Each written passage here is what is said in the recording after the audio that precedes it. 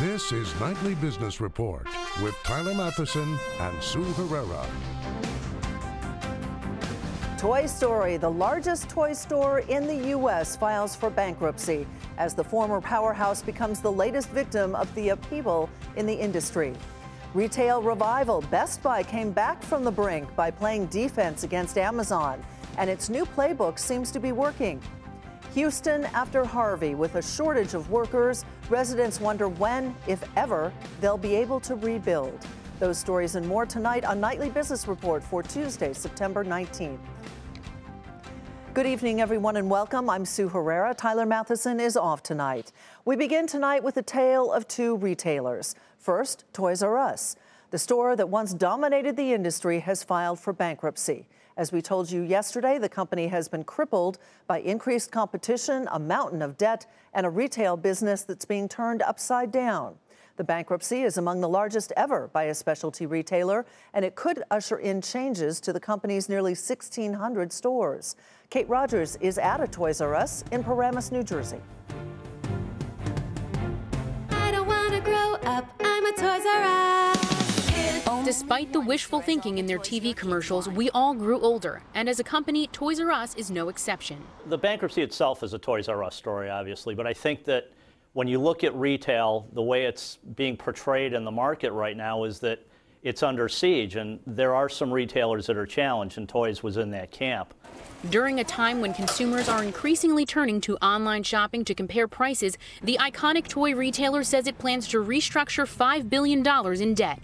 Toys R Us has shown signs of struggle in recent years, prepping plans for an initial public offering in 2010, then reversing course in 2013. It also closed its flagship Times Square retail store in 2015. It is simply one of the great post-war retail businesses of America. This wasn't always the case. Toys R Us grew from some 350 stores in the 1980s to more than 1,600 stores around the globe today. But as shoppers turn to the web, Amazon is stealing market share. While the toy industry grew just 5% in 2016, Amazon experienced 24% growth in its toy sales. Preferred is probably not leaving the house and shopping online. So no, I typically was just saying this morning, I don't really ever come to the store, especially Toys R Us. Toys R Us has not announced any store closures or layoffs.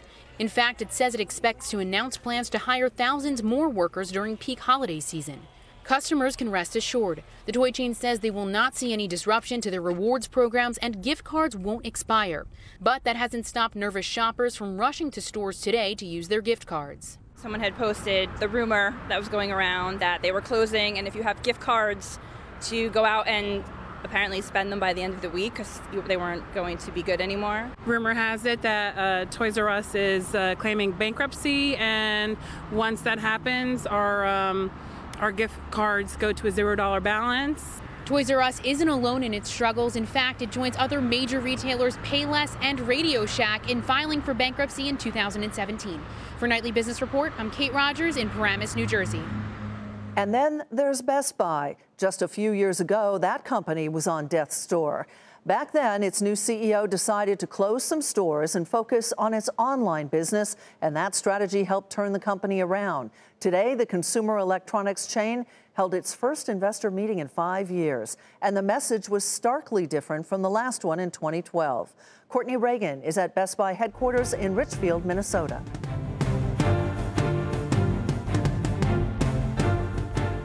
It's a different feeling at Best Buy headquarters these days. Just 5 years ago, many wondered if the consumer electronics retailer was viable in the age of Amazon. We had negative comps, our margins were going down. There was questions about whether we were going to survive. CEO Hubert Joly was new to the job then and had a plan to turn it around. We've had 4 years of positive comps, our margins have expanded. We have been, in the last 5 years, in the top 10% of the S&P 500 from a total shareholder return standpoint. Customer satisfaction is up. We're gaining share, so we've become relevant again. Joly says he fixed what was wrong. Now, Wall Street analysts say he needs to find growth. Best Buy today is much better equipped to deal with or compete with Amazon. To stay relevant is, can they continue to appeal to that consumer, the consumer who wants both the online and in-store shopping experience? One key category Best Buy is focusing on is the connected home, with both products and service. Industry estimates forecast the connected home market could be worth $50 billion worldwide by 2021. Piper Jaffray says Best Buy could capture 10% of the U.S. smart home market, adding substantially to sales.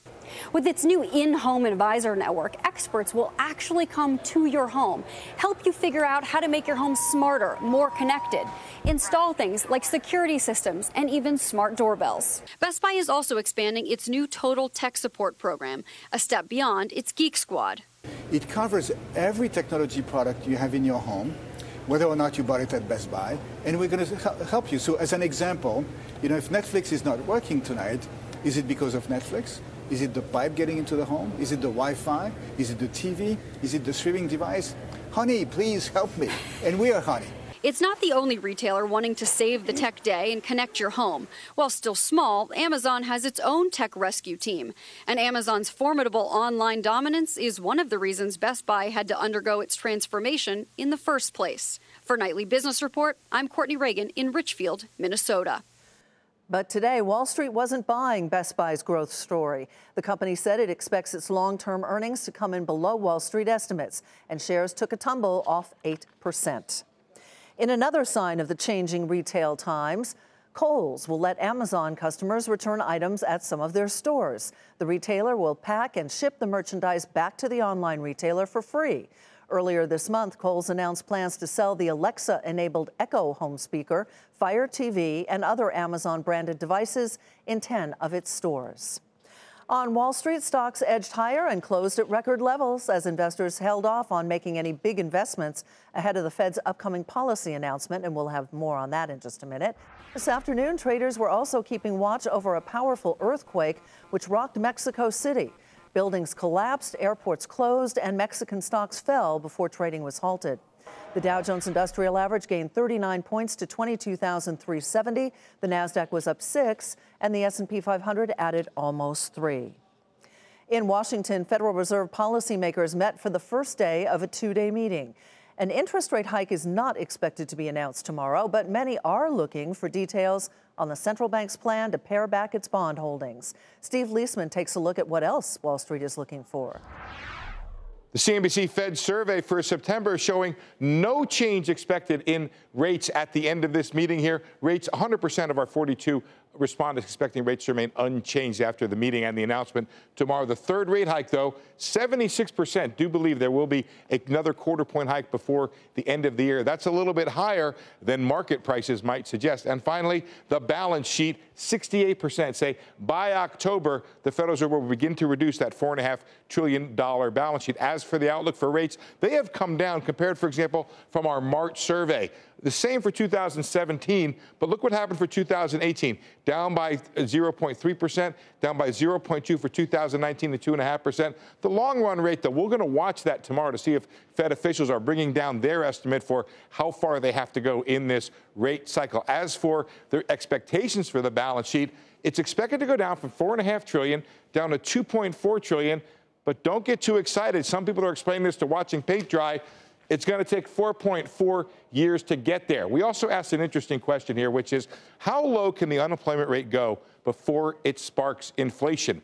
3.7%. That's pretty much below the 4% level and the 4.3% or 4.4% level where we are right now. So there's room to run, according to these respondents, before inflation is sparked. But note this, 45% say there is little or no connection of the unemployment rate to inflation.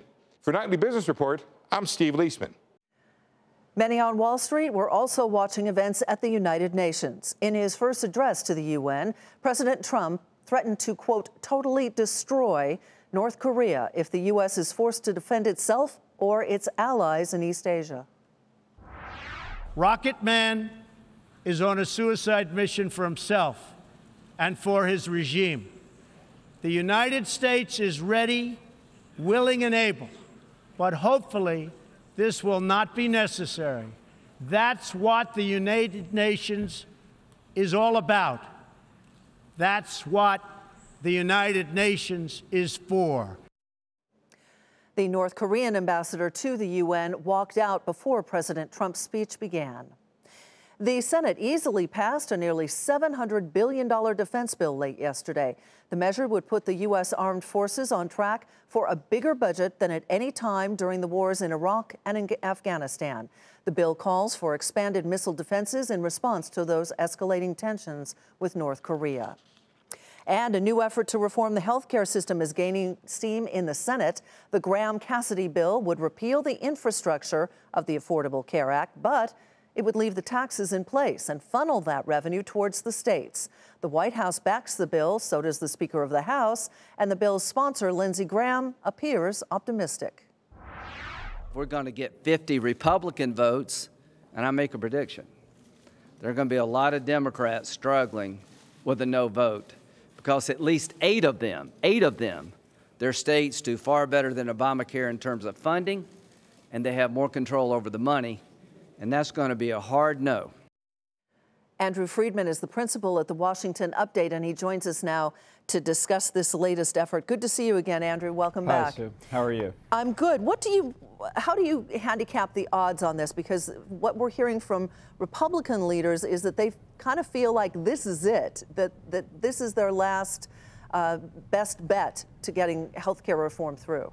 Well, it's probably their last bet. I'll agree with that. The concern many have expressed about the bill, and as Senator Graham noted, some states do better under this bill. They get more money from the federal government for their health care system than they do now, or they would get more. But what that does is it's taking money away from states that expanded Medicaid and provided free insurance to all lower income people. They're left holding the bag. They don't get as much money from the federal government, which means many of the constituents and residents in those states are going to lose insurance that they currently have under the ACA. And I think that will be a problem for senators and governors in those states. Do you think that they have the votes? I mean, Senator Graham seemed to think they do, but as you know, it always comes down to the wire. It sure does. Well, first of all, they're not going to get Democratic votes. That's hyperbole. The question is, will the Republicans that held out on the prior attempt to fix the ACA support this attempt? We don't know. And one problem that we are facing is we're not going to have an estimate from the Congressional Budget Office as to how many people lose insurance and how high premiums would go under this legislation. So everybody's going to be shooting blind. My guess is, and we'll have to see when it comes right down to it, I think that enough Republicans that did not support the prior attempt are probably not going to support this attempt. They're worried about constituents losing insurance who are used to having it. You know, it says here that it would restructure the ACA waivers to let states more easily drop certain insurance rules. What rules would that refer to, and is that another contentious piece of the plan or not? Well, it could be. What it would allow the states to do, as I understand it, is to determine what types of diseases or maladies that the insurance is required to cover, which means that states could decide that insurance purchased might not have to cover, pick a disease or pick a condition. And that means, again, people could be left holding the bag in the sense that they have to pay for their own medical procedures. And that, too, means people may be left with unexpectedly bad results. We will see. Andrew, good to see you again. Thanks for joining us. Thanks for having me. Andrew Friedman with the Washington Update. And still ahead, rebuilding Houston after Hurricane Harvey. Thousands of Houston homeowners need skilled workers to help them rebuild their homes, and they need them fast. But that's just not going to happen. We'll tell you why coming up on Nightly Business Report.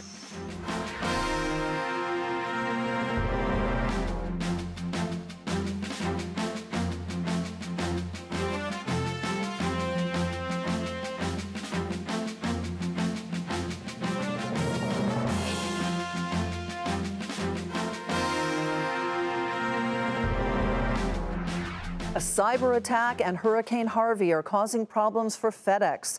The logistics company is blaming those two events for a decline in profit in the most recent quarter, which saw revenue come in just shy of estimates. The company also cut its earnings guidance for the full year. Investors showed their disappointment, sending the stock lower in initial after-hours trading. Dominic Chu has more on FedEx quarter. Shipping and logistics giant FedEx reported quarterly earnings and sales that included the effects of not just Hurricane Harvey, but also a larger scale cyber attack on its European shipping operations.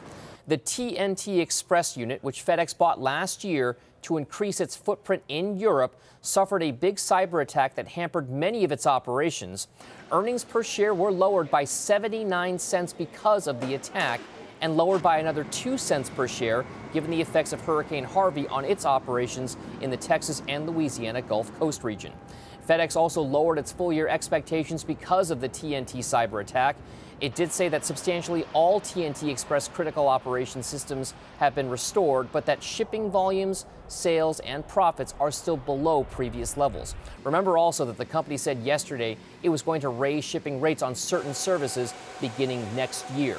The size and scope of just how badly FedEx was hurt by the cyber attacks is one of the biggest things to focus on in the earnings report. And going forward, investors will be looking for any tea leaves or any kind of guidance the company has on how the holiday shipping season is expected to shape up. For Nightly Business Report, I'm Dominic Chu.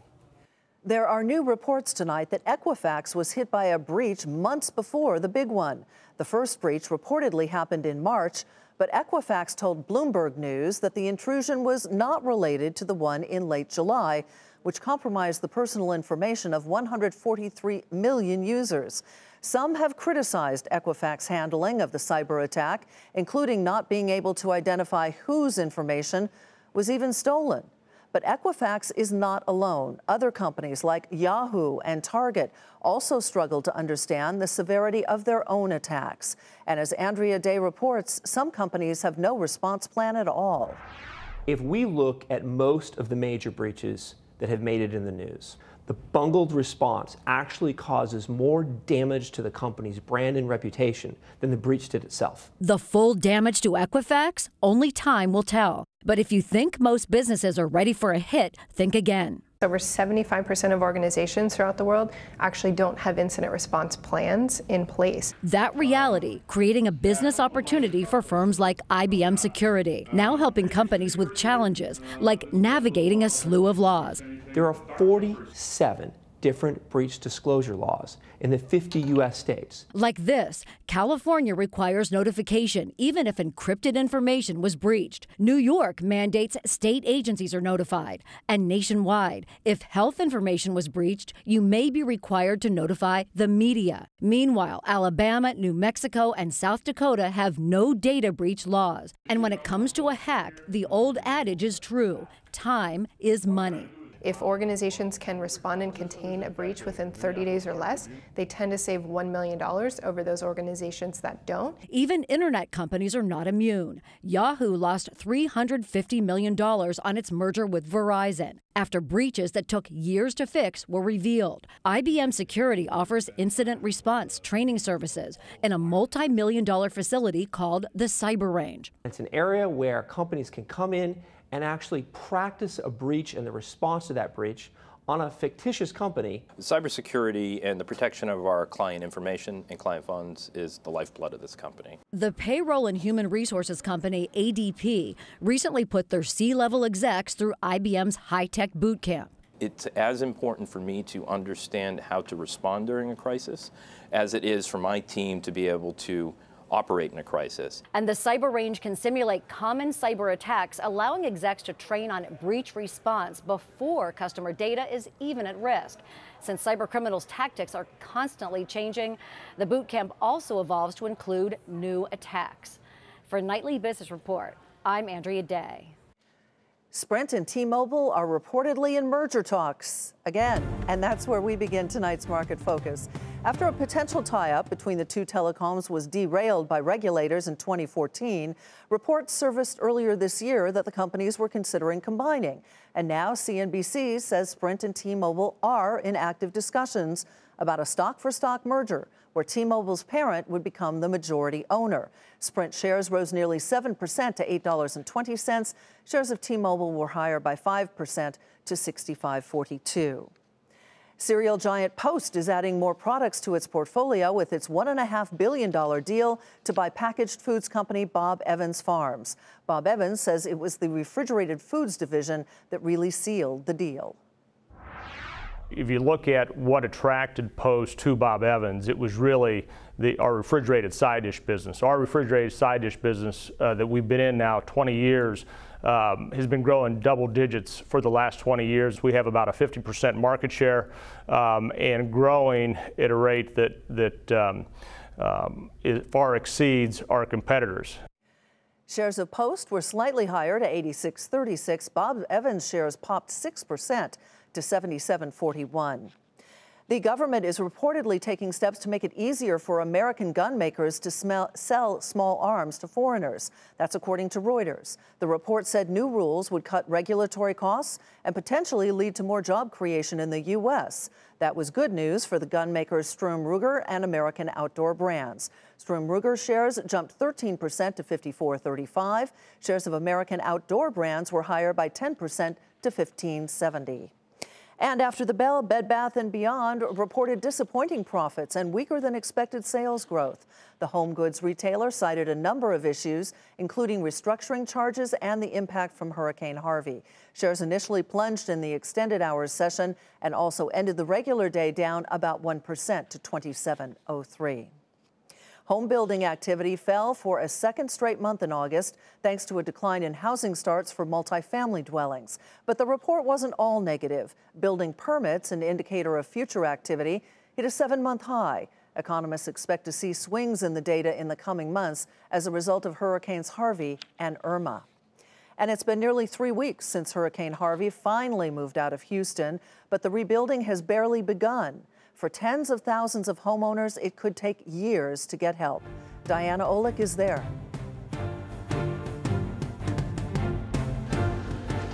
On street after street, Houston's houses are inside out. Rotting remnants of comfort and necessity sit on former front lawns in piles higher than homeowners' heads. Ultimately ended up about 4 feet. Jennifer and Andy Taylor gutted their home themselves and with a little help. We had about 25 friends and family that we called, Facebook, texted, phone calls, and we had an army of friends and family come out with some church volunteers as well. To do all this? To do all this. You guys seem incredibly calm and zen about this. Yeah, we've had our moments, to be sure. Yeah. You know, but a lot of those moments were really being touched by the outreach. The outreach from volunteers with food, clothing, anything they needed helped them process those horrific days of the hurricane when everything they had disappeared underwater. And that is why they wanted to stay. The fabric of the community has been amazing. And we've been here 14 years. We knew that. But to feel it firsthand has been amazing. Hundreds of Houston homeowners need skilled workers to help them rebuild their houses, and they need them fast. But that's just not going to happen. There's not enough people to put them back together. There's not enough workers. There's not enough material. There's not enough time. Contractor Leslie King has sobering news for all the people calling her daily. Most of us who are reputable contractors will tell you that we already have 50 people on our list. Houston had a severe labor shortage before the storm. Houston builders permitted 27,000 new homes this year, but now with more than 30,000 additional homes destroyed and even more damaged, the shortage is so much worse. King and the National Association of Home Builders are asking the Trump administration to let more workers in the country, even if only temporarily. I'd ask them to please let anybody who wants to come work, who's willing to make $1 and willing to pay some taxes, let them come, please. We need them. Because the work is still piling up. For Nightly Business Report, I'm Diana Olick in Houston. And to read more about post-Harvey rebuilding in Houston, you can head to our website, nbr.com. Coming up, thousands of GM workers walk off the job, and NAFTA negotiations are at the heart of that strike.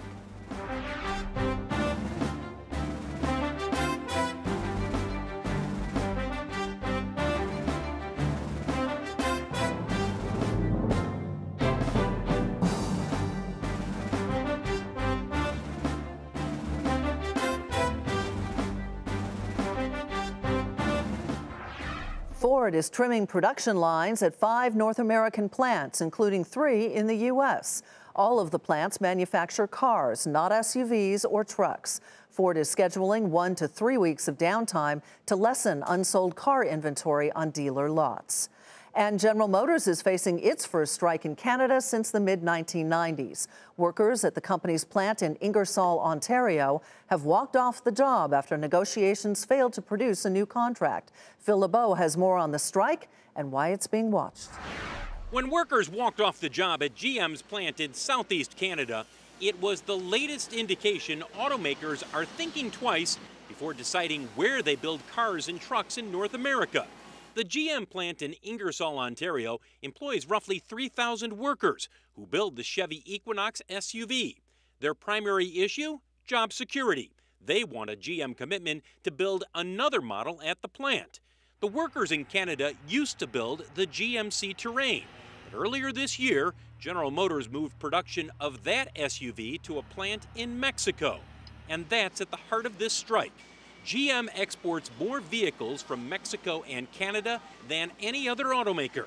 And before it adds or subtracts production to plants north and south of the border, it's watching to see what happens with the North American Free Trade Agreement. If NAFTA is ripped up or dramatically altered, GM may think twice about how many vehicles it builds in Mexico and Canada. In the meantime, this strike is not stopping the sale of GM's best-selling SUV. The Chevy Equinox is still being built at a GM plant in Mexico. So the Chevy Equinox supply that's heading into showrooms continues, albeit at a slightly slower pace. Phil LeBeau, Nightly Business Report, Chicago. And that is Nightly Business Report for tonight. I'm Sue Herrera. Thanks for joining us. Have a great evening, everybody, and we will see you right back here tomorrow.